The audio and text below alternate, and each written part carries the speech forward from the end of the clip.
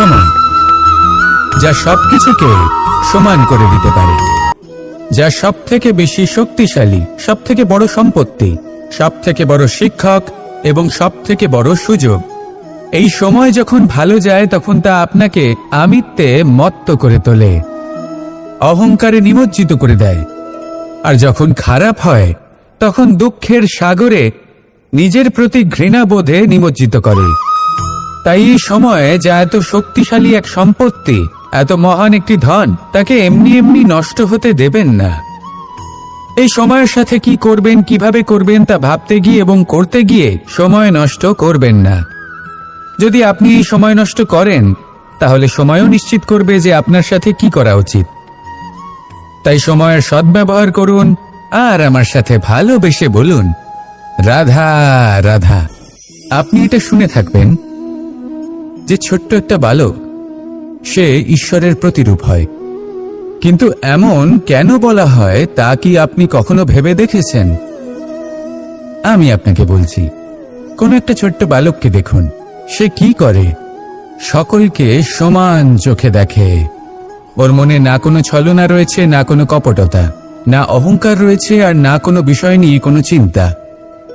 সকলকে সে সমান চোখে দেখে আর নিজের মধ্যেই প্রসন্ন থাকে, সকল বিকার থেকে মুক্ত। এগুলোই তো সেই গুণ সেই বালকের মধ্যে, যা হলো ঈশ্বর স্বরূপ। এবার ভেবে দেখুন, যদি প্রত্যেকটা মানুষ এই ছোট বালকের মতো সেই সব গুণ নিজের মধ্যে জাগ্রত করে তোলে তাহলে কি হবে? তারাও ঈশ্বর তুল্য হয়ে উঠবে। তাই আপনিও এটাই করুন, নিজের মনকে বিকার মুক্ত করুন সেই ছোট্ট বালকের মতো। মনের মধ্যে না কোনো চিন্তা রাখবেন, না মোহ, না ক্রোধ, না কোনো রকমের ছলনা বা কপটতা। সবাইকে সমান চোখে দেখুন আর নিজের মনেই প্রসন্ন থাকতে শিখুন। এই মন প্রেমময় হয়ে বলবে, রাধা রাধা। জীবনে সাফল্য লাভ করতে হলে মানুষকে উচিত পথে চলতে হবে, কিন্তু তার থেকেও বেশি গুরুত্বপূর্ণ হলো এটা বোঝা যে সেই পথে চলতে চলতে কখন আমাদের দাঁড়াতে হবে আর কখন আমাদের চলতে হবে। এই শিক্ষা অত্যন্ত গুরুত্বপূর্ণ। এবার দেখুন, ছোট্ট একটা কথা রয়েছে, ওকে আটকিও না, যেতে দাও।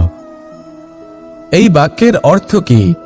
অর্থ যে কাউকে আটকিও না, যে এগোতে চাইছে তাকে এগোতে দাও, তার পথে বাধা সৃষ্টি করো না। এবার এই ছোট কথাতে এক অনুচিত স্থানে আমি দাঁড়িয়ে পড়ি। আটকাও, যেতে দিও না। এবার এর অর্থ কি হলো? যে এই ব্যক্তিকে আটকাও, তাকে জীবনে এগোতে দিও না, এর পথে বাধা সৃষ্টি করো। এবার এই ছোট কথাতে অনুচিত স্থানে যদি আমি আটকে যাই, তবে ভাবো কত পার্থক্য হলো।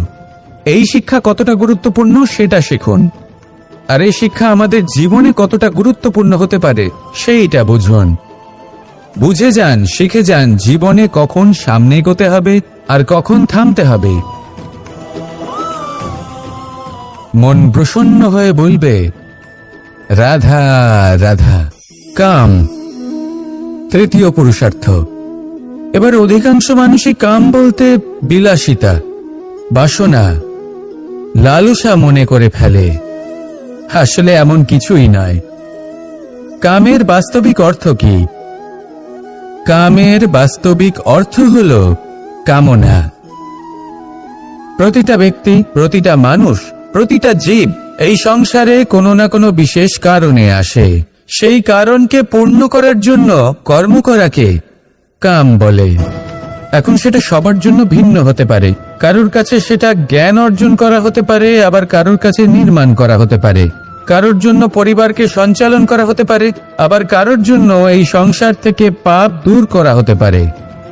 কিন্তু সব থেকে গুরুত্বপূর্ণ হলো যে মানুষ যেন নিজের কর্ম ঠিক করে করে, সম্পূর্ণ যত্ন নিয়ে করে। তৃতীয় পুরুষার্থ মানে এই কাম। এটার অনুচিত অর্থ নিজেকে বোঝানো মানেই সমগ্র জীবনকে অর্থহীন করে দেওয়া। তাই প্রেম দ্বারা আপনার এই সংসারে আসার কারণটাকে অনুসন্ধান করুন, আর এই প্রেমের সাথেই বলুন, রাধা রাধা। এই সংসারে যখনই দুজন মানুষ একত্রিত হয়ে কোনো সমস্যার বিষয়ে আলোচনা করেন, তখন হয় সবার শেষে কোনো না কোনো সমাধান বের করেন বা কোনো না কোনো বিবাদ করেন। এই বিবাদ হলো মনুষ্য জীবনের সব থেকে বড় ঝামেলা, সব থেকে বড় সমস্যা। ভেবে দেখুন এই বিবাদ কেন হয়? তখনই হয় যখন বার্তালাপ ঠিকমতো হয় না। আর বার্তালাপ ঠিকমতো কেন হয় না? কারণ বেশিরভাগ সময় মানুষ একটাই ভুল করে বসে, সামনের মানুষের কথা শোনেন কিন্তু তার উত্তর দেবার জন্য, তার কথার মর্ম বোঝার জন্য নয়। কিন্তু যেদিন থেকে, যে মুহূর্ত থেকে আপনি এটা শিখতে শুরু করে দেবেন যে আমি অপরের কথা শুনব, কিন্তু সেটা বোঝার জন্য, তাকে উল্টে জবাব দেবার জন্য নয়, সেদিন থেকেই বিবাদের সমাপ্তি ঘটবে আর বার্তালাপ স্পষ্ট হয়ে যাবে। দেখুন, হয় সামনের মানুষের কথা বুঝতে শিখুন বা নিজের বক্তব্য ভালোভাবে সামনের মানুষটাকে বুঝিয়ে বলুন।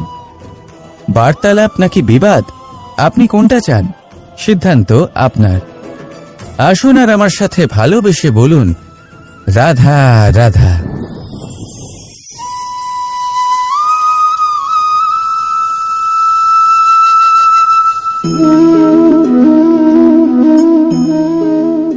মোহনের বাঁশির এই সুর, এই সঙ্গীত কার না পছন্দ হয়? সবারই খুব ভালো লাগে। এবার এই সুর আসে কোথা থেকে? কেউ বলবেন কৃষ্ণের হৃদয় থেকে। সত্য কথা, এই সুর হৃদয় থেকে নির্গত হয় এবং প্রকট হয় এই বাঁশি থেকে। এই বাঁশিটাকে দেখুন, এই ছিদ্রগুলি দেখুন, প্রত্যেকটা সুর থেকে নিজস্ব একটা স্বর নির্গত হয়। এবার যে ব্যক্তি এই সমস্ত সুর এবং স্বর বুঝতে পারেন, এতে নিপুণ, তিনি এই বাঁশির দ্বারা যে সুর নির্গত করবেন তা তো মধুর অবশ্যই হবে। এবার জীবনের সাথেও কিছুটা এরকমই ঘটে। জীবনের কিছু নীতি থাকে, অর্থ, কুটুম্ব এবং আধ্যাত্মিক। যদি জীবনের প্রত্যেকটা মুহূর্ত সুখময় হয় এরকম আপনি চান, তাহলে এই তিনটি নীতিতে আপনাকে নিপুণ হতে হবে। কোনো একটি বিশেষ নীতির প্রতি যদি আপনি বেশি ঝুঁকে পড়েন, তাহলে বাকি দুই নীতি থেকে যা সুখ লাভ করা সম্ভব তা পারবেন না। ধন অর্জন করতে হবে পরিবারের জন্য, পরিবারের সুখ মনের শান্তির জন্য, মনে শান্তির প্রয়োজন মনের শুদ্ধতার জন্য। যখন এই মন শুদ্ধ হবে, জীবন শুদ্ধ হবে, পবিত্র হবে, সুন্দর হবে এবং ভালোবেসে বলবে রাধা রাধা। এমন অনেক ব্যক্তি রয়েছেন যারা ঈশ্বরকে বিশ্বাস করেন এবং জানেন যে ঈশ্বর তাদেরকে দেখছেন, তাই যে যে শুভকর্ম ওনারা করেছেন তার ফল তারা অবশ্যই পাবেন। এবার আপনি ভয় পেয়ে ঈশ্বরকে বিশ্বাস করবেন নাকি বিশ্বাসের দ্বারা ঈশ্বরকে বিশ্বাস করবেন, সেই সিদ্ধান্ত আপনারই। কিন্তু হ্যাঁ, যদি আপনার মনে ঈশ্বরের জন্য কোনো স্থান থাকে, যদি আপনার কোনো ইষ্ট থাকেন, যদি আপনি কাউকে ঈশ্বর মনে করেন, যার প্রত্যেক আদেশ আপনি পালন করে থাকেন, তাহলে বলি ঈশ্বর কখনো আপনাকে অনুচিত পথে চালিত করবেন না। রাধা রাধা। কোনো এক সময়ের কথা, একটি শেয়াল ভুলবশত একটি নগরীতে প্রবেশ করে এবং সে সেখানে হঠাৎ ধোপাদের পাড়ায় প্রবেশ করে। নীল রঙগোলা জলে পড়ে যায়। কোনো ক্রমে পালিয়ে পালিয়ে আবার সে বনে ফিরে আসে। অন্য সব প্রাণীরা ওকে দেখে আর ভয়ভীত হয়ে পড়ে। তখন সেই শেয়াল ফোন দিয়ে এটে সবাইকে বলল যে আমি হলাম দেবদূত আর তোমাদের সকলকে রক্ষা করতে এসেছি। সবাই ওর কথা মেনেও নিল। প্রত্যেক দিন ওকে ধনধান্য খাবার এইসব প্রদান করতে লাগলো। তারপরে এমন একটি রাত এলো যেদিন দূরে কোথাও কিছু শেয়ালের দল তাকে ডাকতে শুরু করলো। আর তখন এই শেয়াল নিজেকে আটকেই রাখতে পারল না, সেও ঠিক শেয়ালের মতোই ডাকতে শুরু করলো। সকলে সেটা শুনতেও পেলেন এবং সকলে এটা বুঝতেও পেরে গেলেন যে এ হলো একটা ভণ্ড। সেই জন্য জীবনে কখনো ছলনা করবেন না। তাকে আপনি যতই লুকোনোর চেষ্টা করুন না কেন, সেটা অবশ্যই একদিন সামনে চলে আসবে। আর তার থেকেও বড় শিক্ষা হলো এটা যে কারোর জীবনে সম্পত্তি, ধন ধান্য এসব চলে আসাতে তার বুদ্ধির বৃদ্ধি ঘটে না, তার ব্যবহার শুভ হয় না, এটা তখন হয় যখন সেই ব্যক্তি সেটা নিজে পেতে চায়, তার জন্য ভাবনা চিন্তা করে, কর্ম করতে থাকে। আর যখন একজন ব্যক্তি নিজের বুদ্ধি এবং ব্যবহার উন্নত এবং শ্রেষ্ঠ করে তুলতে পারেন, তখন তিনি নির্ধন হয়েও ধন অর্জন করতে পারেন। ঠিক পদ্ম ফুলের মতো।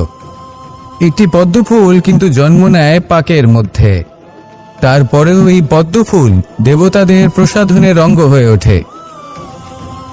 আসুন আর আমার সাথে ভালোবেসে বলুন, রাধা রাধা। সাফল্য। সংসারের প্রত্যেক মানুষ সফল হতে চান। একটু বুদ্ধি আসার পরেই সেই সাফল্যের পেছনে ছুটতে থাকেন, আজীবন এই সাফল্যের পিছনে ছুটতে থাকেন। কিন্তু এই যে সাফল্য, তা অর্জন কি করে করতে হয়? ব্যবহার দ্বারা, ছলনা দ্বারা, বল দ্বারা, অর্থের দ্বারা? দুর্ভাগ্যবশত সাফল্য এভাবে লাভ করা যায় না। সাফল্য তখন লাভ করবেন যখন আপনি অসফলতা থেকে শিক্ষা লাভ করবেন। অসাফল্য থেকে শিক্ষা লাভ করা অত্যন্ত গুরুত্বপূর্ণ। করা ভুলের থেকে শেখা অত্যন্ত গুরুত্বপূর্ণ। যদি আপনি অসাফল্যকে ভয় পান, তার থেকে দূরে পালান, তাহলে জীবনে কখনোই এগোতে পারবেন না। অসফলতা আসেই আপনাকে এটা বোঝানোর জন্য যে সাফল্য কিভাবে অর্জন করা যেতে পারে। তাহলে অসফলতাকে স্বাগত জানান, তার থেকে শিখুন। নিশ্চিত রূপে সাফল্য আপনার কাছে আসবেই আসবে। আর এই মন তা সুপ্রসন্ন হয়ে বলবে, রাধা রাধা। আমরা আমাদের জীবনের লক্ষ্য প্রাপ্ত করার জন্য কি না করে থাকি। আমরা ভাবনা চিন্তা করে থাকি, কত জ্ঞান অর্জন করে থাকি, তারপরে আমরা পরিকল্পনা করি আর প্রচেষ্টা করি। এবার প্রথম চেষ্টাতেই সাফল্য লাভ করব সেটা নাও হতে পারে, বরং ইতিহাস সাক্ষী যে প্রথমবার প্রচেষ্টা করে সাফল্য লাভ করার সম্ভাবনা অত্যন্ত কম। আর যে কোনো সফল ব্যক্তিকে দেখুন, আপনি বুঝবেন সেই ব্যক্তি বারবার প্রচেষ্টা করে, চেষ্টা করা থামায় না, তবেই সেই ব্যক্তি একদিন সাফল্য লাভ করেন। সেই জন্য আপনিও প্রচেষ্টা করা কখনো বন্ধ করবেন না, করতেই থাকুন। যখন আপনি প্রথমবার প্রচেষ্টা করেন তখন আপনি একা থাকেন, কিন্তু যখন আপনি দ্বিতীয়বার প্রচেষ্টা করেন তখন আপনার সাথে কিছু বিগত প্রচেষ্টার অভিজ্ঞতা থাকে। চেষ্টা করতে থাকুন, সাফল্য আপনার কাছে আসতেই চলেছে। আসুন আমার সাথে ভালোবেসে বলুন, রাধা রাধা। আমাদের সকলের জীবনে একটা লক্ষ্য থাকে যেটা আমরা লাভ করতে চাই। ঠিক যেন একটা প্রতিস্পর্ধা বিদ্যমান যে কে সব থেকে আগে নিজের লক্ষ্যে পৌঁছতে পারবে। আর সেই জন্য আমরা সকলেই খুব তাড়াতাড়ি এগোতে চেষ্টা করি, বড় এবং দীর্ঘ পদক্ষেপ ফেলি, যাতে তাড়াতাড়ি নিজের লক্ষ্যে পৌঁছতে পারি। কিন্তু এক অত্যন্ত গুরুত্বপূর্ণ বিষয় আছে, সবসময় লক্ষ্য সামনে থাকবে না, কখনো কখনো তা খুঁজতে হয়। এই যাত্রা খুব কঠিন হতে পারে। আর ঠিক এই কারণেই সবসময় দ্রুত গতিতে চলা বা তাড়াতাড়ি পথে চলা সেটা আবশ্যক নয়। তার থেকেও বেশি গুরুত্বপূর্ণ হলো ভেবেচিন্তে তারপর পথ চলা। যদি ভেবেচিন্তে পদক্ষেপ ফেলেন, চলতে পারেন, তাহলে সেটাই সর্বশ্রেষ্ঠ পদক্ষেপ। কখন কোন দিকে যেতে হবে, কখন কোথায় দিক পাল্টানো যাবে না, কখন গতি বেশি রাখতে হবে, কখন কম, কখন থামবো, কখন চলবো, এই সব কিছুর বিষয়ে জ্ঞান অত্যন্ত গুরুত্বপূর্ণ এবং ভেবে চিন্তে চলতেই হবে। সেই জন্য শুধু তীব্র গতিতে সামনে এগোলে চলবে না, ভাবনা চিন্তা করে এগোতে হবে। আসুন আমার সাথে ভালোবেসে বলুন, রাধা রাধা। মানুষ বলে থাকেন যে জীবনে সময়ের পূর্বে এবং ভাগ্যের থেকে বেশি কিছুই পাওয়া যায় না। এটা যার যার নিজের বক্তব্য।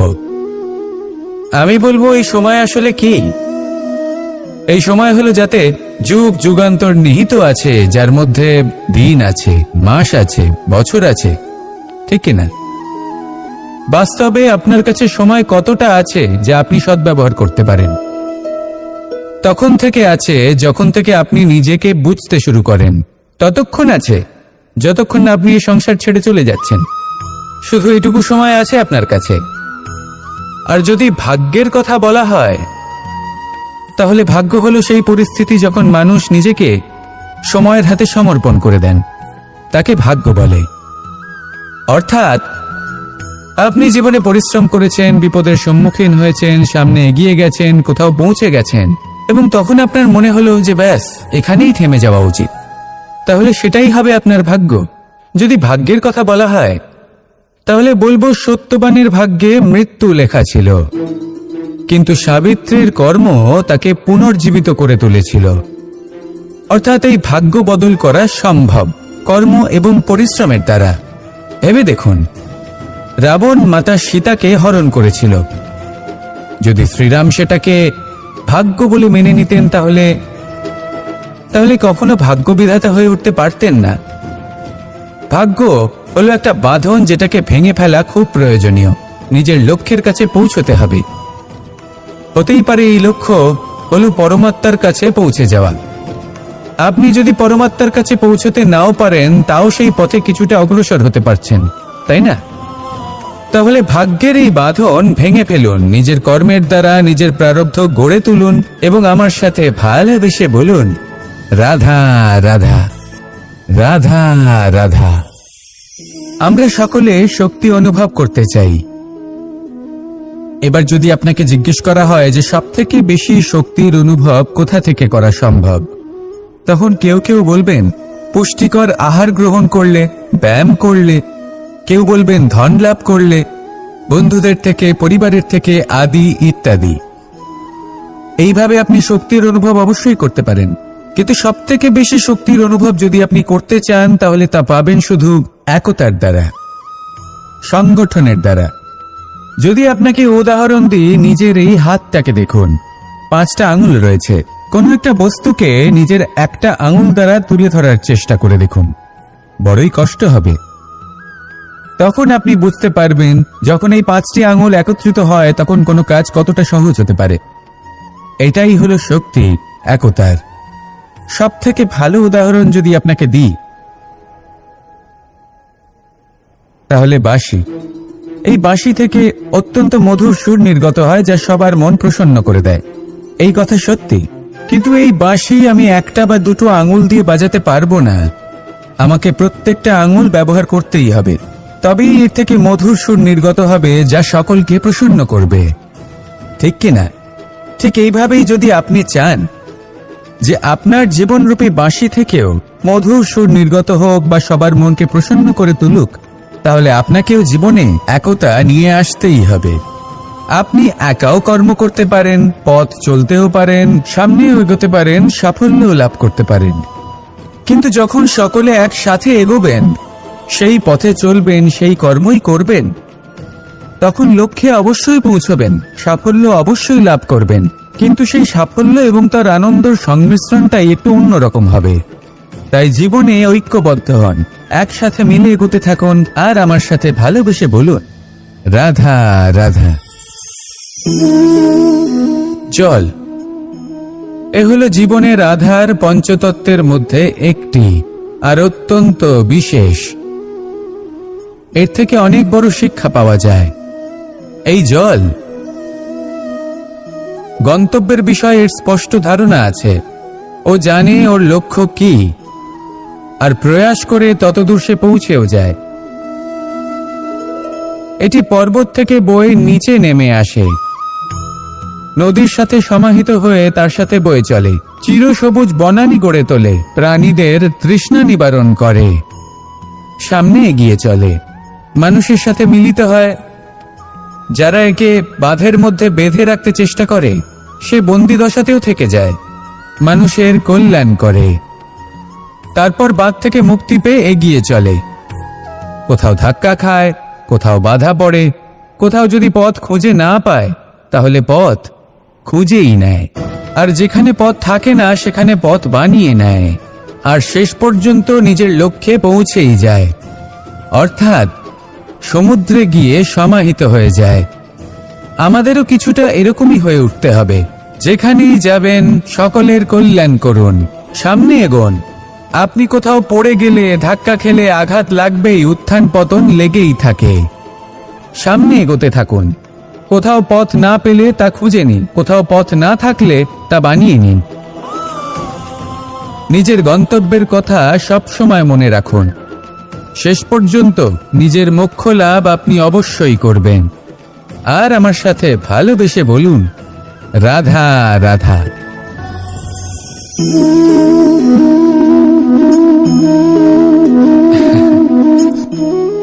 ঘুমের মধ্যে আমরা বিভিন্ন ধরনের স্বপ্ন দেখি, কিছু সুখের, কিছু দুঃখের, কিছু অত্যন্ত ভয়ানক। কিন্তু সত্যি কথা বলতে এর উপর আমাদের কোনো নিয়ন্ত্রণ নেই। কিন্তু আমি এমনও কিছু ব্যক্তিকে দেখেছি যারা খোলা চোখে স্বপ্ন দেখেন এবং তা যাপন করেন। নিজেদের একটা আলাদা স্বপ্নের নগরী আছে ওনাদের, সেখানেই জীবন যাপন করেন। আসল বাস্তবটা কি তাতে ওনাদের কিছুই যায় আসে না। এমন কিছু মানুষ আছেন যাদের কাছে বিন্দুমাত্র জ্ঞান নেই, সে না হয় ঠিক আছে, কিন্তু জ্ঞান এমন ভাবে প্রদান করবেন যে মনে হবে সংসারের সমস্ত জ্ঞান তাদের কাছেই রয়েছে। এমন কিছু মানুষ আছেন যারা ভালোবাসতে জানেন না, আর তাও আমি মেনে নিলাম, কিন্তু কথা এমন ভাবে বলবেন তাতে মনে হবে যেন প্রেমের বিষয়ে সবকিছু শুধুমাত্র ইনিই জানেন। এবার আমি এমন কথা অবশ্যই বলছি না যে আপনি এরকম করেন, কিন্তু যদি কোনো ব্যক্তি এরকম করেন তাহলে তার এটা মাথায় রাখা উচিত যে সেই ব্যক্তি অন্য কারোর সাথে নয়, নিজের সাথে অনুচিত করছেন। কারণ এমন কাজ করে উনি নিজের দোষ, নিজের অপগুণ সংসারের কাছে নয়, নিজের কাছে লুকোচ্ছেন। আপনি যদি নিজেকে বুঝতে না পারেন, সম্পূর্ণরূপে নিজেকে আকলন না করেন, নিজের অপগুণ, নিজের দোষ পূর্ণরূপে না বুঝতে পারেন, তাহলে এটা কি করে বুঝবেন যে নিজেকে কিভাবে শুধরে নিতে হবে? আপনাকে নিজের সত্য স্বীকার করতেই হবে, তারপরেই আপনি নিজেকে পরিবর্তন করতে পারবেন। তাহলে স্বপ্নে নয়, বাস্তবে বাঁচুন, আনন্দে বাঁচুন, আর আমার সাথে ভালোবেসে বলুন, রাধা রাধা। যতক্ষণ আমরা এই সংসারে জীবিত ততক্ষণ আমাদের সাথে সবকিছু থাকে, আমাদের ধন, সুখ স্বাচ্ছন্দ্য, আমাদের মিত্রগণ, আমাদের পরিবার, এই সমাজ, এই সবকিছু আমাদের সাথে থাকে। যেদিন আমরা এই সংসারকে ত্যাগ করব, এদের মধ্যে কেউ আমাদের সাথে যাবে না, না ধন, না স্বাচ্ছন্দ্য, না সম্পত্তি। এই সকল মানুষ, এই সমাজ, এরা শুধুমাত্রই শ্মশান পর্যন্ত আমাদের সাথে থাকতে পারবেন। তারপরে যদি আমাদের সাথে কিছু যেতে পারে তাহলে তা শুধুই আমাদের ধর্ম। আর এই সংসারে আমরা নিজেদের যে সুনাম রেখে যাই সেটা সম্ভব শুধুমাত্র কর্মের দ্বারা। সেই জন্য সংসারে যতদিন পর্যন্ত জীবিত আছেন, যদি কিছু অর্জন করতে চান তাহলে ধর্ম অর্জন করুন, ধর্মের বিষয়ে স্পষ্টতা অর্জন করুন এবং কর্ম অর্জন করুন। এটাই হবে আপনার অতীত এবং এটাই হবে আপনার ভবিষ্যৎ, এবং এটাই সকলকে প্রেরণা প্রদান করবে। আসুন আমার সাথে ভালোবেসে বলুন, রাধা রাধা। বস্ত্র আমাদের সকলের প্রিয়, এটা আমাদের জীবনযাপনের জন্য প্রয়োজনীয়। আমরা সবসময় চেষ্টা করি সেই বস্ত্র পরতে যা পরলে আমাদের দেখতে ভালো লাগে। কিন্তু কখনো এই কথা ভেবে দেখেছেন যে কিছু বস্ত্র যদি স্বচ্ছ হয় তাহলে তা পুরনো হলেও দেখতে ভালো লাগে? ঠিক তেমনি যেমন কোনো খাবার যদি মশলাদার না হয়, অত্যন্ত সুস্বাদু নাও হয়, কিন্তু যদি তা গরম হয়, টাটকা হয়, তাহলে খেতে ভালোই লাগে। ঠিক সেইভাবেই যদি কোনো ব্যক্তি সুন্দর নাও হয় কিন্তু তার কথা খুবই মধুর হয়, তাহলে সেই ব্যক্তি সকলের প্রিয় হয়। কোনো ব্যক্তি যদি ধনবান নাও হন কিন্তু তিনি যদি গুণী হন, তাহলে এই সংসারে সম্মান লাভ করেন। সেই জন্য কখনো এই বিষয়ে দুঃখ পাবেন না যে আপনার কাছে ভৌতিক স্বাচ্ছন্দ্য নেই।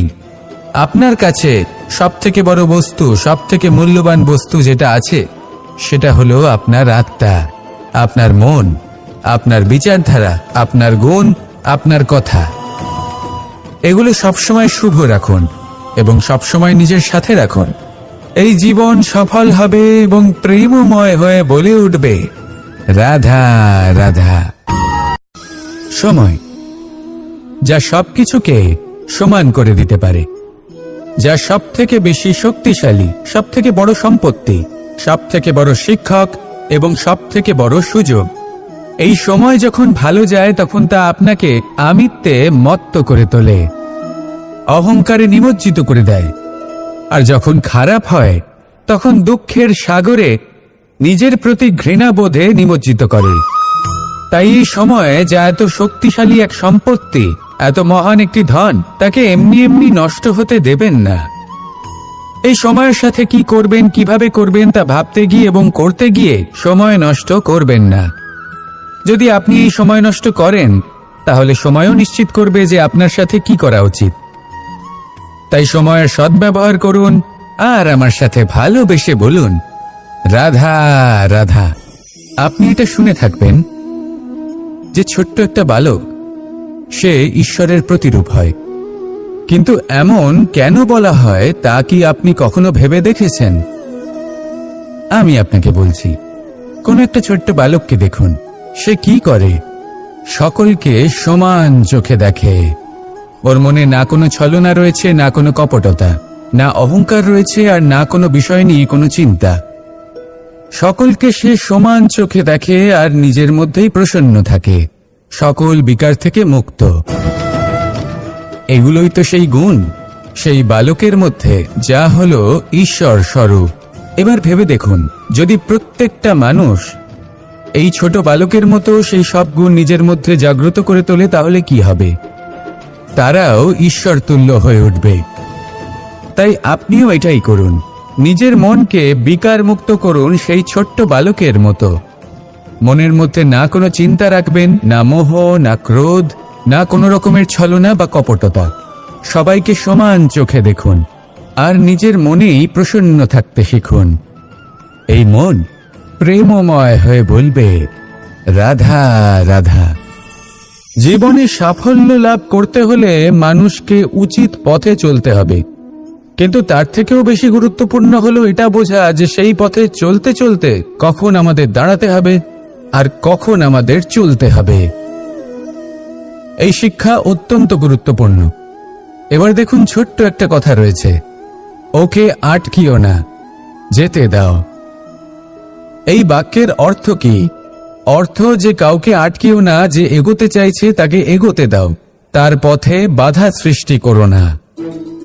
এবার এই ছোট কথাতে এক অনুচিত স্থানে আমি দাঁড়িয়ে পড়ি। আটকাও, যেতে দিও না। এবার এর অর্থ কি হলো? যে এই ব্যক্তিকে আটকাও, তাকে জীবনে এগোতে দিও না, এর পথে বাধা সৃষ্টি করো। এবার এই ছোট কথাতে অনুচিত স্থানে যদি আমি আটকে যাই, তবে ভাবো কত পার্থক্য হলো। এই শিক্ষা কতটা গুরুত্বপূর্ণ সেটা শিখুন, আর এই শিক্ষা আমাদের জীবনে কতটা গুরুত্বপূর্ণ হতে পারে সেইটা বুঝুন। বুঝে যান, শিখে যান জীবনে কখন সামনে এগোতে হবে আর কখন থামতে হবে। মন প্রসন্ন হয়ে বলবে, রাধা রাধা। কাম, তৃতীয় পুরুষার্থ। এবার অধিকাংশ মানুষই কাম বলতে বিলাসিতা, বাসনা, লালসা মনে করে ফেলে। আসলে এমন কিছুই নয়। কামের বাস্তবিক অর্থ কি? কামের বাস্তবিক অর্থ হল কামনা। প্রতিটা ব্যক্তি, প্রতিটা মানুষ, প্রতিটা জীব এই সংসারে কোনো না কোনো বিশেষ কারণে আসে।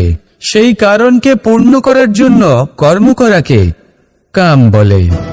এখন সেটা সবার জন্য ভিন্ন হতে পারে। কারোর কাছে সেটা জ্ঞান অর্জন করা হতে পারে, আবার কারোর কাছে নির্মাণ করা হতে পারে। কারোর জন্য পরিবারকে সঞ্চালন করা হতে পারে, আবার কারোর জন্য এই সংসার থেকে পাপ দূর করা হতে পারে। কিন্তু সবথেকে গুরুত্বপূর্ণ হলো যে মানুষ যেন নিজের কর্ম ঠিক করে করে, সম্পূর্ণ যত্ন নিয়ে করে। তৃতীয় পুরুষার্থ মানে এই কাম। এটার অনুচিত অর্থ নিজেকে বোঝানো মানেই সমগ্র জীবনকে অর্থহীন করে দেওয়া। তাই প্রেম দ্বারা আপনার এই সংসারে আসার কারণটাকে অনুসন্ধান করুন, আর এই প্রেমের সাথেই বলুন, রাধা রাধা। এই সংসারে যখনই দুজন মানুষ একত্রিত হয়ে কোনো সমস্যার বিষয়ে আলোচনা করেন, তখন হয় সবার শেষে কোনো না কোনো সমাধান বের করেন বা কোনো না কোনো বিবাদ করেন। এই বিবাদ হলো মনুষ্য জীবনের সবথেকে বড় ঝামেলা, সবথেকে বড় সমস্যা। ভেবে দেখুন এই বিবাদ কেন হয়? তখনই হয় যখন বার্তালাপ ঠিকমতো হয় না। আর বার্তালাপ ঠিকমতো কেন হয় না? কারণ বেশিরভাগ সময় মানুষ একটাই ভুল করে বসে। সামনের মানুষের কথা শোনেন, কিন্তু তার উত্তর দেবার জন্য, তার কথার মর্ম বোঝার জন্য নয়। কিন্তু যেদিন থেকে, যে মুহূর্ত থেকে আপনি এটা শিখতে শুরু করে দেবেন যে আমি অপরের কথা শুনব, কিন্তু সেটা বোঝার জন্য, তাকে উল্টে জবাব দেবার জন্য নয়, সেদিন থেকেই বিবাদের সমাপ্তি ঘটবে আর বার্তালাপ স্পষ্ট হয়ে যাবে। দেখুন, হয় সামনের মানুষের কথা বুঝতে শিখুন, বা নিজের বক্তব্য ভালোভাবে সামনের মানুষটাকে বুঝিয়ে বলুন। বার্তালাপ নাকি বিবাদ, আপনি কোনটা চান? সিদ্ধান্ত আপনার। আসুন আর আমার সাথে ভালোবেসে বলুন, রাধা রাধা।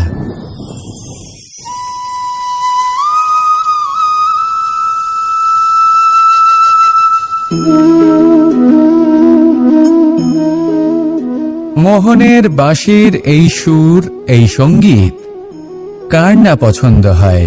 সবারই খুব ভালো লাগে। এবার এই সুর আসে কোথা থেকে? কেউ বলবেন কৃষ্ণের হৃদয় থেকে। সত্য কথা, এই সুর হৃদয় থেকে নির্গত হয় এবং প্রকট হয় এই বাঁশি থেকে। এই বাঁশিটাকে দেখুন, এই ছিদ্রগুলি দেখুন, প্রত্যেকটা সুর থেকে নিজস্ব একটা স্বর নির্গত হয়। এবার যে ব্যক্তি এই সমস্ত সুর এবং স্বর বুঝতে পারেন, এতে নিপুণ, তিনি এই বাঁশির দ্বারা যে সুর নির্গত করবেন তা তো মধুর অবশ্যই হবে। এবার জীবনের সাথেও কিছুটা এরকমই ঘটে। জীবনের কিছু নীতি থাকে, অর্থ, কুটুম্ব এবং আধ্যাত্মিক। যদি জীবনের প্রত্যেকটা মুহূর্ত সুখময় হয় এরকম আপনি চান, তাহলে এই তিনটি নীতিতে আপনাকে নিপুণ হতে হবে। কোনো একটি বিশেষ নীতির প্রতি যদি আপনি বেশি ঝুঁকে পড়েন, তাহলে বাকি দুই নীতি থেকে যা সুখ লাভ করা সম্ভব তা পারবেন না। ধন অর্জন করতে হবে পরিবারের জন্য, পরিবারের সুখ মনের শান্তির জন্য, মনে শান্তির প্রয়োজন মনের শুদ্ধতার জন্য। যখন এই মন শুদ্ধ হবে, জীবন শুদ্ধ হবে, পবিত্র হবে, সুন্দর হবে এবং ভালোবেসে বলবে রাধা রাধা। এমন অনেক ব্যক্তি রয়েছেন যারা ঈশ্বরকে বিশ্বাস করেন এবং জানেন যে ঈশ্বর তাদেরকে দেখছেন, তাই যে যে শুভকর্ম ওনারা করেছেন তার ফল তারা অবশ্যই পাবেন। এবার আপনি ভয় পেয়ে ঈশ্বরকে বিশ্বাস করবেন নাকি বিশ্বাসের দ্বারা ঈশ্বরকে বিশ্বাস করবেন, সেই সিদ্ধান্ত আপনারই। কিন্তু হ্যাঁ, যদি আপনার মনে ঈশ্বরের জন্য কোনো স্থান থাকে, যদি আপনার কোনো ইষ্ট থাকেন, যদি আপনি কাউকে ঈশ্বর মনে করেন, যার প্রত্যেক আদেশ আপনি পালন করে থাকেন, তাহলে বলি ঈশ্বর কখনো আপনাকে অনুচিত পথে চালিত করবেন না। রাধা রাধা। কোনো এক সময়ের কথা, একটি শেয়াল ভুলবশত একটি নগরীতে প্রবেশ করে এবং সে সেখানে হঠাৎ ধোপাদের পাড়ায় প্রবেশ করে। নীল রং গোলা জলে পড়ে যায়। কোনো ক্রমে পালিয়ে পালিয়ে আবার সে বনে ফিরে আসে। অন্য সব প্রাণীরা ওকে দেখে আর ভয়ভীত হয়ে পড়ে। তখন সেই শেয়াল ফোন দিয়ে এটে সবাইকে বলল যে আমি হলাম দেবদূত আর তোমাদের সকলকে রক্ষা করতে এসেছি। সবাই ওর কথা মেনেও নিল। প্রত্যেক দিন ওকে ধনধান্য খাবার এইসব প্রদান করতে লাগলো। তারপরে এমন একটি রাত এলো যেদিন দূরে কোথাও কিছু শেয়ালের দল তাকে ডাকতে শুরু করলো। আর তখন এই শেয়াল নিজেকে আটকেই রাখতে পারল না। সেও ঠিক শেয়ালের মতোই ডাকতে শুরু করলো। সকলে সেটা শুনতেও পেলেন এবং সকলে এটা বুঝতেও পেরে গেলেন যে এ হলো একটা ভণ্ড। সেই জন্য জীবনে কখনো ছলনা করবেন না। তাকে আপনি যতই লুকোনোর চেষ্টা করুন না কেন, সেটা অবশ্যই একদিন সামনে চলে আসবে। আর তার থেকেও বড় শিক্ষা হলো এটা যে কারোর জীবনে সম্পত্তি, ধন ধান্য এসব চলে আসাতে তার বুদ্ধির বৃদ্ধি ঘটে না, তার ব্যবহার শুভ হয় না। এটা তখন হয় যখন সেই ব্যক্তি সেটা নিজে পেতে চায়, তার জন্য ভাবনা চিন্তা করে, কর্ম করতে থাকে। আর যখন একজন ব্যক্তি নিজের বুদ্ধি এবং ব্যবহার উন্নত এবং শ্রেষ্ঠ করে তুলতে পারেন, তখন তিনি নির্ধন হয়েও ধন অর্জন করতে পারেন। ঠিক পদ্মফুলের মতো। একটি পদ্মফুল কিন্তু জন্ম নেয় পাকের মধ্যে, তারপরেও এই পদ্মফুল দেবতাদের প্রসাধনের অঙ্গ হয়ে ওঠে। আসুন আর আমার সাথে ভালোবেসে বলুন, রাধা রাধা। সাফল্য। সংসারের প্রত্যেক মানুষ সফল হতে চান। একটু বুদ্ধি আসার পরেই সেই সাফল্যের পেছনে ছুটতে থাকেন, আজীবন এই সাফল্যের পিছনে ছুটতে থাকেন। কিন্তু এই যে সাফল্য, তা অর্জন কি করে করতে হয়? ব্যবহার দ্বারা, ছলনা দ্বারা, বল দ্বারা, অর্থের দ্বারা? দুর্ভাগ্যবশত সাফল্য এভাবে লাভ করা যায় না। সাফল্য তখন লাভ করবেন যখন আপনি অসফলতা থেকে শিক্ষা লাভ করবেন। অসাফল্য থেকে শিক্ষা লাভ করা অত্যন্ত গুরুত্বপূর্ণ। করা ভুলের থেকে শেখা অত্যন্ত গুরুত্বপূর্ণ। যদি আপনি অসাফল্যকে ভয় পান, তার থেকে দূরে পালান, তাহলে জীবনে কখনোই এগোতে পারবেন না। অসফলতা আসেই আপনাকে এটা বোঝানোর জন্য যে সাফল্য কিভাবে অর্জন করা যেতে পারে। তাহলে অসফলতাকে স্বাগত জানান, তার থেকে শিখুন। নিশ্চিত রূপে সাফল্য আপনার কাছে আসবেই আসবে। আর এই মন তা সুপ্রসন্ন হয়ে বলবে, রাধা রাধা। আমরা আমাদের জীবনের লক্ষ্য প্রাপ্ত করার জন্য কি না করে থাকি। আমরা ভাবনা চিন্তা করে থাকি, কত জ্ঞান অর্জন করে থাকি। তারপরে আমরা পরিকল্পনা করি আর প্রচেষ্টা করি। এবার প্রথম চেষ্টাতেই সাফল্য লাভ করব, সেটা নাও হতে পারে। বরং ইতিহাস সাক্ষী যে প্রথমবার প্রচেষ্টা করে সাফল্য লাভ করার সম্ভাবনা অত্যন্ত কম। আর যে কোনো সফল ব্যক্তিকে দেখুন, আপনি বুঝবেন সেই ব্যক্তি বারবার প্রচেষ্টা করে, চেষ্টা করা থামায় না, তবেই সেই ব্যক্তি একদিন সাফল্য লাভ করেন। সেই জন্য আপনিও প্রচেষ্টা করা কখনো বন্ধ করবেন না, করতেই থাকুন। যখন আপনি প্রথমবার প্রচেষ্টা করেন, তখন আপনি একা থাকেন। কিন্তু যখন আপনি দ্বিতীয়বার প্রচেষ্টা করেন, তখন আপনার সাথে কিছু বিগত প্রচেষ্টার অভিজ্ঞতা থাকে। চেষ্টা করতে থাকুন, সাফল্য আপনার কাছে আসতেই চলেছে। আসুন আমার সাথে ভালোবেসে বলুন, রাধা রাধা।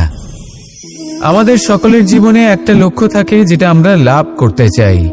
ঠিক যেন একটা প্রতিস্পর্ধা বিদ্যমান যে কে সব থেকে আগে নিজের লক্ষ্যে পৌঁছতে পারবে।